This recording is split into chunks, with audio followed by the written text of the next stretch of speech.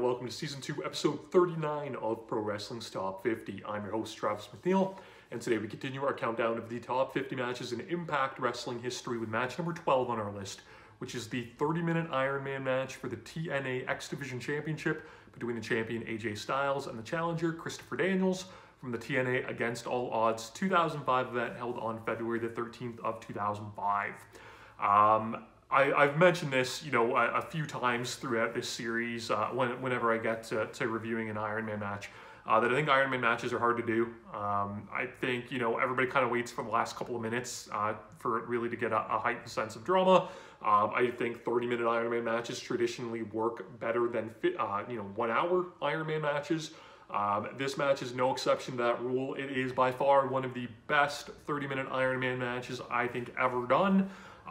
Both of these guys do an absolutely fantastic job with this match, and one thing I really love about it is, yes, it goes a half hour, but it flies by.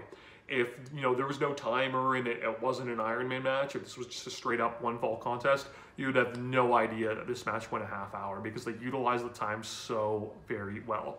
Both of these guys have some history, although it really hadn't been explored much by TNA at that point.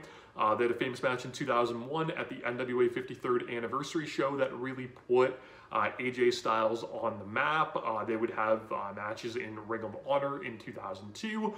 They would have a match at the IWA Mid-South Ted Petty Invitational 2002 as well.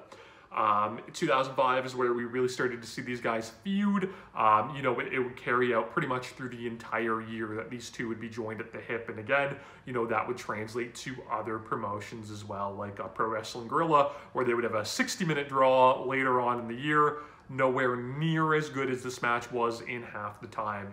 We get a really intense walk-up to start where they, roll around the circumference of the ring, or the perimeter of the ring, I should say, because it's square, it's not round. But they do that, and I've always loved that, right? That good, intense walk-up to start. That's what a walk-up should be. We get some opening mat work until AJ, really tries to immediately stress that urgency. He goes for a bunch of roll-ups. He can't, get the fall off of them.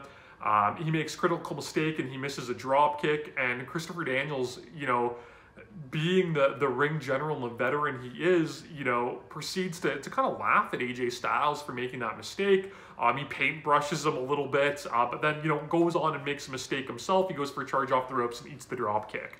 Right, so he could have capitalized off of that mistake from AJ, but instead he decided to toy with him.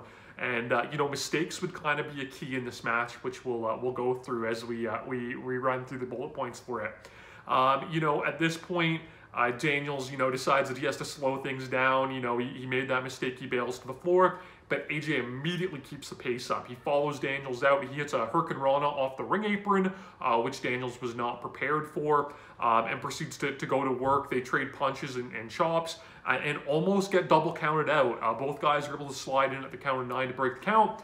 And AJ at that point realizes that this pace that he's establishing is not going to work for a match that's going to go 30 minutes. He made a mistake off that dropkick. He almost got himself counted out, and he proceeds to slow down the pace by going to work on the arm of Chris Daniels. So again, you kind of get used to heels, slowing the pace down in a match, but this was the opposite where the face, he was going out guns a-blazing, was making these mistakes and realized that he had to kind of regroup and recalculate it. So it was a little different take on what you would normally see in a match. We talk about mistakes though. So AJ Styles, he hits a springboard crossbody to the floor. He kind of slips, going for it the first time, which again, whether it was intentional or not, should have been a bit of a red flag for him. He went for this high risk. It almost didn't work. He managed to make it pay off, but then again, he makes a pivotal mistake where he goes for it again into the ring. Daniels is able to pull the referee in front of him. That causes AJ to stop short a little bit on the springboard, and Daniels, hip checks him off the ring apron. He hits the guardrail really hard, and now Daniels has his spot to focus on, which is the midsection and the ribs of AJ Styles. Every time AJ tries to get any offense going, Daniels goes to the ribs and cuts him off. AJ, he gets on an offensive run. He hits some of his big moves, the discus lariat, the, Lion Salt DDT, the suplex into the neck breaker. But he goes for a springboard 450 splash, another one of his signatures. He eats knees, again, going back to that midsection work, and Daniels hits Angel's Wing to win the first fall and go up 1-0. This match was an Ironman match to determine who the better of the two athletes were, but it shows that if it was a one-fall match, Chris Daniels would be the X Division champion at this point. Daniels, keeps to his game plan. He goes after the ribs every chance he gets. But again, he makes a cocky mistake, much like the paintbrush early on in the match. He hits AJ Styles' own move. He hits the lion salt reverse DDT, and he gloats about it and thinks, he is the king of the castle after hitting that move. But again, it opens them up. That cockiness leads to a big sequence of counters. And AJ ends up countering into Angel's Wings himself. So, he hits Daniels with his own move. That Daniels kicks out, which I love, right? A guy should be able to escape or kick out of his own finishing move because he's perfected it, not everybody else, right? Otherwise, every move that anybody does would be a finisher. So I like that he kicked out. But again, AJ shows that he didn't make the same mistake that Daniels did. Yes, he hit him with his own move, but he stays on him, gets a flash roll up. Daniels is still caught up in all of the confusion of being hit by his own move, and it allows AJ to get the 3 and tie it up 1-0. Here, Daniels goes on the aggressive and has to change his approach again. He was dominating, but AJ was still able to tie it up. He knows time is running low. He takes AJ to the floor. He posts him, hits his head off the ring post, and AJ Styles is busted open.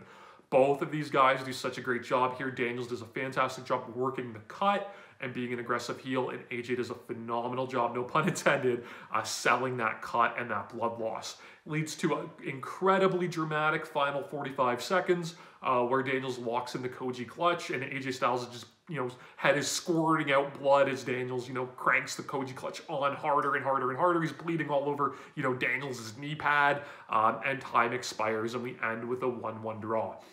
This causes Christopher Daniels to demand sudden death overtime from the director of Authority, Dusty Rhodes. Again, a different take, because normally you have the babyface that's like, yeah, let's keep this going 5 more minutes. But no, this is Daniels. He knows he has AJ right where he wants him. He's got him, beaten, bloody, with the injured ribs, and he knows that he can win the X Division title if this match keeps going.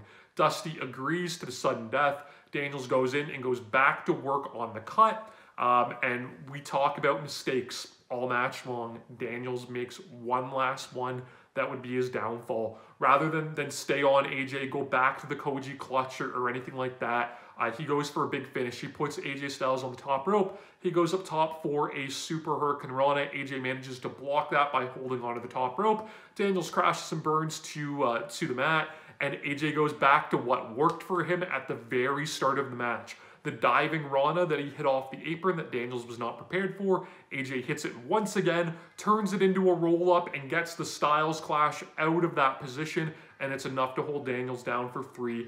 AJ Styles is your winner, 2 falls to 1, and an absolute classic Iron Man match that shows that Chris Daniels, got what he asked for. He, got the Iron Man match he asked for. He got the overtime that he asked for, but those mistakes and him not, being the veteran, but making basically rookie mistakes is what allowed AJ to win. This match is so very good. Like I said, one of the best Iron Man matches of all time. You can watch it on Impact Plus as you can with most Impact stuff. You can subscribe to my channel here on YouTube so that you never miss a video. Follow me on Instagram and Twitter at Wrestling50, and please join me again tomorrow as we continue to count down Pro Wrestling's Top 50. Top 50.